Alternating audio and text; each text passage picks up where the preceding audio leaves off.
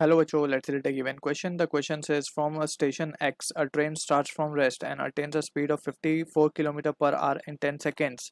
Then, by applying brakes, negative acceleration of 2.5 meter per second square is produced and it stops at station Y in 6 seconds. We need to find the distance between stations X and Y. So, to understand this question,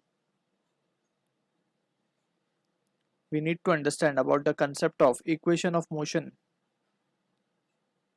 Equations of motion. So basically we are talking about the kinematical equation. ये motion कब applicable होते हैं for a constant acceleration. Constant accelerated case में we apply this equation of motion. So equation of motion कौन से हमारे पास? First is v equals to u plus at, that is velocity time equation. Second is displacement time equation, that is s is equals to ut plus half at square. Third one is velocity displacement equation, v square equals to u square plus 2as.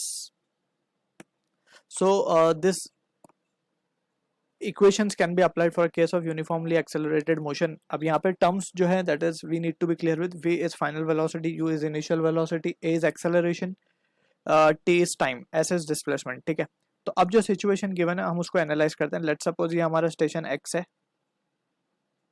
और मान लेते हैं ये हमारा station है y. ठीक है, अब इन दोनों के बीच का जो distance है वो हमें find करने को बोला गया है. Distance अभी हम फिलहाल मान रहे हैं s, ये ऐसे हमें बेसिकली फाइंड करना है. तो ट्रेन है यहाँ से स्टार्ट हो रही है. ठीक है, ट्रेन एक्स से स्टार्ट होती है, starting from rest and attains a speed of 54 kilometre per hour in 10 seconds. तो ये एक कंडीशन है. First condition starting from rest यानी कि u 0 है. अब वो यहाँ से स्टार्ट हो रही है और फाइनली अटेंड कर रही है इतनी स्पीड. ठीक है, तो हम उसका पहले एक्सेलरेशन निकाल सकते हैं कि कितना एक्सेलरेट हुई होगी. So by first equation of motion v equals to u plus 80 से हम क्या निकाल सकते हैं? v तो 54 किलोमीटर पर आवर है, राइट, यानी कि 54 इंटू 5/18 हमें करना पड़ेगा to convert it into metre per second. 5/18 करेंगे तो ये हो जाएगा 15 मीटर पर सेकेंड. तो ये चीज़ तो हो गई. u 0 है हमारे पास, a we need to find, t हमारे पास है 10. तो एक्सेलरेट कितना हुई है वो 1.5 मीटर पर सेकेंड स्क्वायर, यानी कि हर सेकेंड वो 1.5 मीटर पर सेकेंड की स्पीड उसने बढ़ाई है. अब ये एक्सेलरेशन से उसने कितना डिस्टेंस कवर किया होगा पहले हम वो कैलकुलेट कर सकते हैं. लेट्स सपोज डिस्टेंस उसने कवर किया है वो है, मान लेते हैं ये s1 है, तो s1 पहले हम निकाल लेंगे. तो s1 विल बी, एक्सेलरेशन हमारे पास है, इनिशियल कंडीशन हमारे पास है, तो डिस्प्लेसमेंट हम निकाल सकते हैं. v square equals to u square plus 2as and to be precise it will be s1. तो ये टर्म तो जीरो है. v स्क्वायर हमारे पास है 15 का square divided by 2 into a is 1.5 that is equals to s1. तो यहाँ से s1 यानी कि डिस्टेंस कवर्ड या फिर डिस्प्लेसमेंट कितना हुआ है, इसका डिस्प्लेसमेंट हुआ होगा 225/3 that will be equals 75 metre. तो ये एक चीज़ मिल गई हमें s1. अब उसके बाद बोला जा रहा है then by applying brakes negative acceleration of 2.5 metre per second square is produced and it stops at station y in 6 seconds. तो अब हमें जो हमने डायग्राम बनाया उसमें हमने ऑल्दो इसको y को थोड़ा सा दूर शो किया है, बट हमें फर्स्ट ये चेक करना पड़ेगा क्योंकि अब यहाँ पे डिसेलरेशन होने वाला है और डिसेलरेशन होते होते ये कितना डिस्टेंस ट्रेवल करेगी that we are interested in first calculating. ठीक है ना. अब डिसेलरेशन में फाइनली स्टॉप हो रहा है यानी कि फाइनल वेलोसिटी आ रही है उसकी 0, राइट.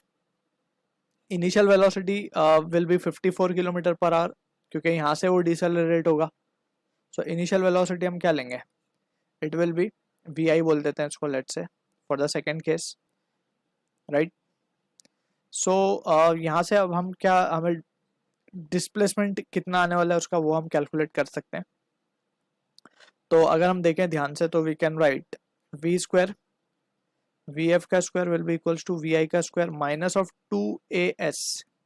अब यहाँ पे माइनस क्यों लगाया हमने? बिकॉज ये डिसेलरेशन है यानी कि एक्सेलरेशन डिस्प्लेसमेंट के अपोजिटली एक्ट कर रहा होगा. फाइनल तो ये 0 है. इनिशियल 15 का square that means 225 minus of 2a हमें गिवन है, कितना गिवन है, ए इज 2.5 इंटू S2 बोल देते हैं इसको, अब जो डिस्टेंस कवर करेगा S2 बोल रहे हैं उसको। तो ये S2 कितना आ रहा है, 225 डिवाइडेड बाय 5, ठीक है। तो ये हो जाएगा 45 मीटर, ठीक है। यानी कि अब जो डिस्प्लेसमेंट इसने कवर किया है वो किया है 45 मीटर, और फाइनली वो रेस्ट पे आ गया, ठीक है। तो we can say, so from this we can say कि S1 थोड़ा बड़ा होगा S2 से, सो यहाँ पे स्टेशन एक्चुअली यहाँ कहीं होगा, ठीक है ना, क्योंकि थोड़ा सा सिमेट्रिक या फिर अप टू स्केल हम बताने की कोशिश कर रहे हैं, तो S2 will be less. So total distance क्या हो जाएगा, ये हो जाएगा S, so we can say S will be equals to, from the figure, distance between two station will be, we can say therefore S will be equals to S1 plus S2, and that comes out to be 45 plus 75, that is 120 meter. So this is the answer to the question. I hope you understood the solution. All the best.